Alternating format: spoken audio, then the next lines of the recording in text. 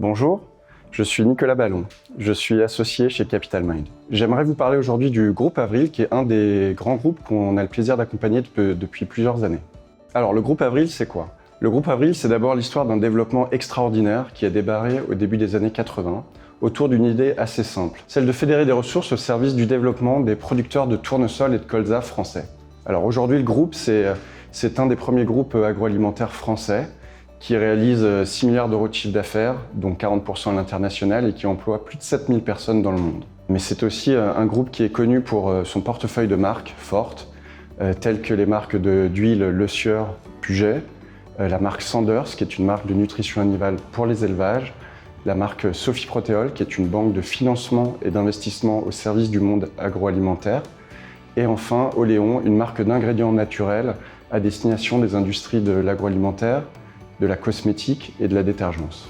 Et maintenant, je laisse la parole à Xavier Dorchy, directeur de la stratégie et du développement du groupe Avril, revenir plus en détail sur notre collaboration.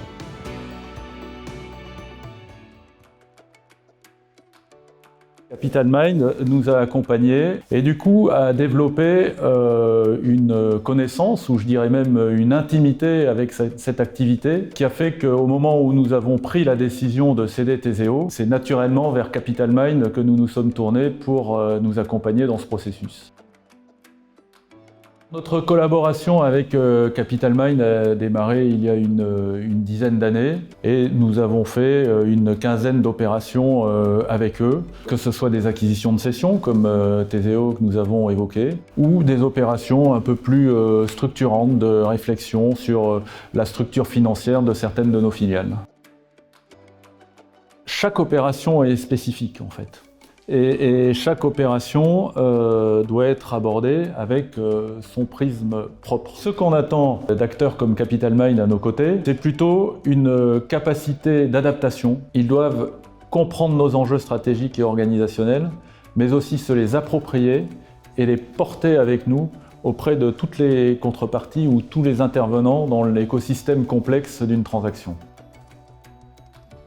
Par leur connaissance de l'actif en question, leur connaissance sectorielle également, des acteurs, de leur positionnement et de leurs enjeux stratégiques, et ceci afin de nous aider à trouver le meilleur acquéreur pour Theseo. L'expertise de Capital Mind, on va la retrouver dans la capacité à mener de manière diligente des processus complexes.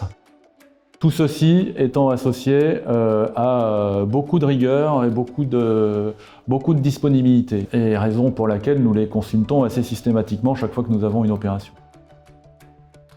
Ce qui est important, et c'est le rôle qu'il joue, c'est qu'il y ait quelqu'un qui tienne le fil rouge.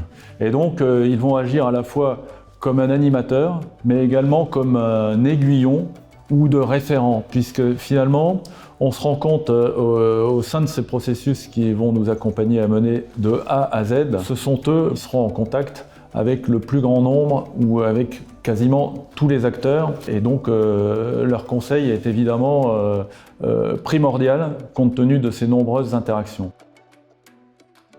L'autre côté qui m'a beaucoup marqué, cette capacité à établir rapidement des relations franches et cordiales, que ce soit avec nous ou avec les contreparties avec lesquelles nous discutons. Humainement, nous avons des relations qui sont vraiment empreintes de confiance, et on travaille véritablement avec Capital Mind comme on travaillerait avec des collègues plutôt qu'avec des consultants distants, où les relations interpersonnelles vont être très importants. Ce sont même les enjeux déterminants dans ces transactions. Ensuite, on pourrait dire, derrière, c'est de la technique qui doit être exécutée de manière très professionnelle et très rigoureuse.